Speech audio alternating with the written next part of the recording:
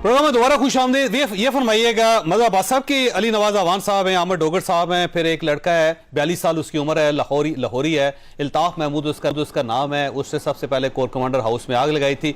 जुबैर नियाजी जो इनके सेक्रेटरी थे, जनरल सेक्रेटरी थे लाहौर के, उनके साथ उनका मुसलसल रब्ता था।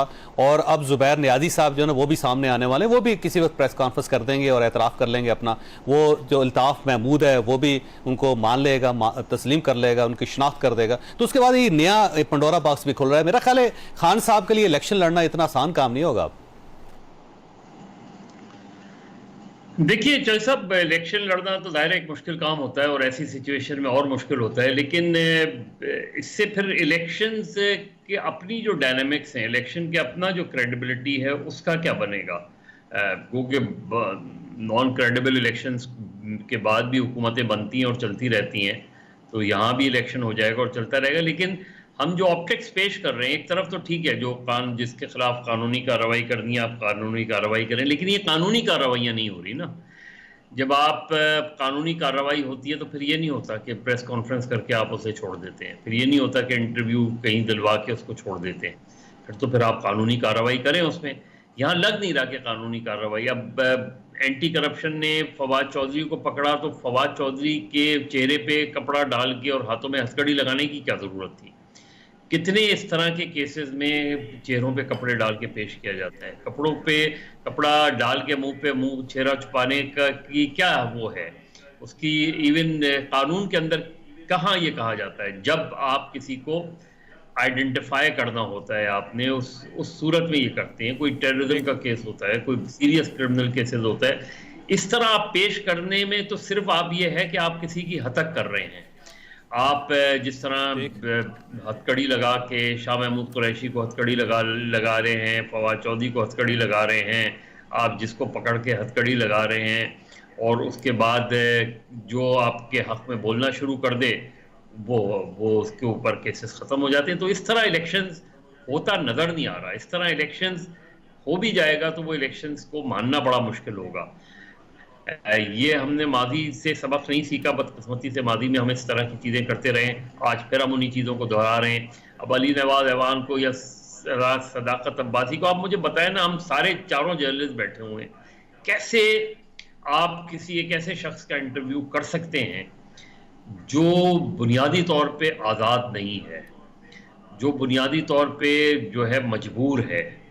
वो सही है गलत है वो एक अलग बात है, लेकिन जो आदमी अपनी फ्री विल पर जवाब नहीं दे पा रहा हो उसका आप इंटरव्यू एथिकली कैसे कर सकते हैं कि वो आपको पता है कि ये अपने फ्री माइंड के साथ जवाब। आपका मतलब ख्याल ये है कि अगर इस किस्म की कोई ऑफर आए तो जो जर्नलिस्ट है उसको इनकार कर देना चाहिए, उसे इनकार कर देना चाहिए कि जी हम ये शो नहीं करेंगे या हम ये इंटरव्यू नहीं करें। बिल्कुल कर देना चाहिए, इसलिए कि आपको पता है कि एक आदमी को जबरदस्ती इंटरव्यू करवाने के लिए लाया जा रहा है।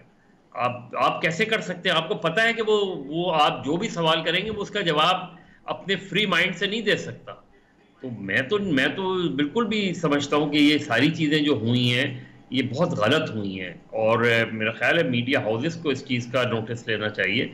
इस तरह आप नहीं अपने चैनल्स को इस तरह अलाउ कर सकते। हाँ, कोई अपनी फ्री विल पर आके कोई पार्टी छोड़ता है, बिल्कुल उसे बिल्कुल हक होना चाहिए, उसको बिल्कुल आप इंटरव्यू भी करें, उससे जितना क्रिटिकल इंटरव्यू करें, लेकिन डायरेक्टली या इनडायरेक्टली अगर कोई अंडर सर्विलेंस देखिए मतलब अगर कोई बंदा मर्जी से आना चाहे कि अगर वो खुद एंकर से राब्ता करके कहता है जी कि मैं आपके शो में आना चाहता हूँ, तो फिर क्या एतराज़ किया जा सकता है? या वो आके खुद बैठ के वही कहता है जी मैं अपनी विल से आया हूँ, ये सारी बातें मैं खुद कर रहा हूँ, मेरे ऊपर कोई प्रेशर नहीं है, तो फिर आप कैसे रोक सकते हैं उसको? ये भी तो एक चीज़ है ना सर।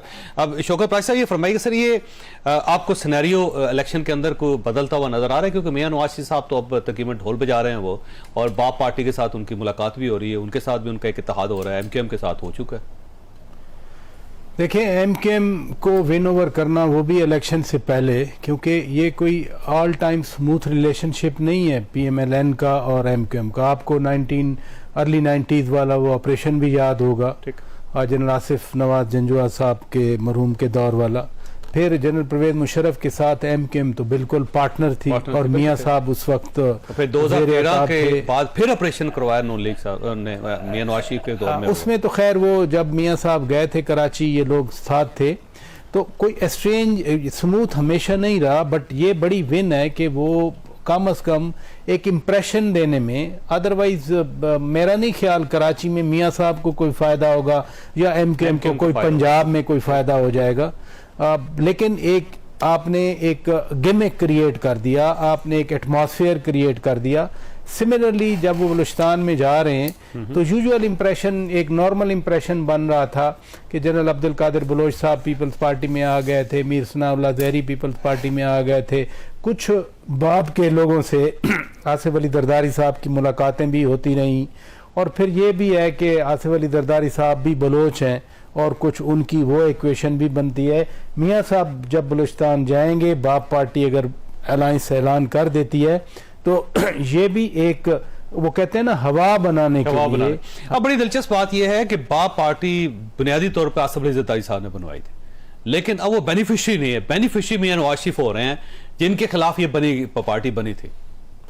देखे ना, उसमें बेनिफिशरी मसलन मीर सनाउल्लाह ज़हरी साहब निकल गए, हुकूमत तो मीर सनाउल्लाह ज़हरी साहब की टॉपल हुई थी उसके बाद, लेकिन मीर सनाउल्लाह की गवर्नमेंट थी ना, वो सारी खत्म हो गई, उसी की नून लीग में से बाप पार्टी बन गई, बाप पार्टी दोबारा नून लीग के साथ मिल रही है, तो फायदा Nawaz Sharif. Even caretaker prime minister साहब काकड़ साहब भी तो उस वक्त मीर सनाउल्लाह ज़हरी के तर्जमान थे बलूचिस्तान हुकूमत के, फिर बाप पार्टी में ये अब माशाल्लाह वो प्राइम मिनिस्टर ऑफ पाकिस्तान है।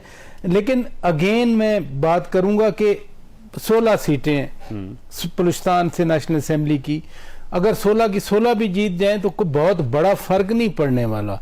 लेकिन जो एक पॉलिटिकल एंगल बनता है कि हमारे वो भी पार्टनर बन गए, हमारे वो भी पार्टनर बन गए, जो मियां साहब ने लाहौर में मीनार पाकिस्तान में कहा था कि 40 साल का मेरा निचोड़ है कि मिलकर चलना चाहिए, मुत्तहद होना चाहिए। अब मियां साहब उसको अमली जामा पहनाना चाह रहे हैं। पहले जलसे में वो मीनार पाकिस्तान वाला तो चलो एक अराइवल था, अब वो पार्टी से मुलाकातें कर चुके हैं, कल भी गवर्नर हाउस में वो बैठे रहे, आज भी उन्होंने कुछ मुलाकातें की। तो अब उस फीडबैक के बाद, यानी पहले तो आए, उन्होंने तकरीर की, अब पूरी लीडरशिप के साथ फीडबैक लेकर पूरे लोगों से बात करके अब इस जलसे में जब वो तकरीर करेंगे तो वो देखने वाली होगी कि उस जलसे में वो सिर्फ एजेंडा क्या पेश, एजेंडा या आधी मफाहमत करते हैं, सबके साथ मफाहमत चाहते हैं। बिलावल भुट्टो जरदारी कह रहे हैं कि फ्री इलेक्शन कराएं, जो मदर साहब क्रेडिबिलिटी की बात कर रहे हैं, वो कह रहे हैं कि बेशक पीटीआई जीत जाए आप उसके हवाले हुकूमत कर दें। क्या मियां साहब ये स्पिरिट का इजहार करेंगे? मियां साहब अपने उस मीनारे पाकिस्तान वाले, पीटीआई स्प्लिट हो रही है, दूसरी जो पीटीआई होगी ना उसको मियां नवाज शरीफ साहब सपोर्ट करेंगे। वैसे एक नई पीटीआई बन रही है जिसके पास बल्ले का निशान भी होगा। वैसे मैं ब्रेक लेनी है, काजवी साहब आपके पास सवाल छोड़ के जा रहा हूँ। टाइम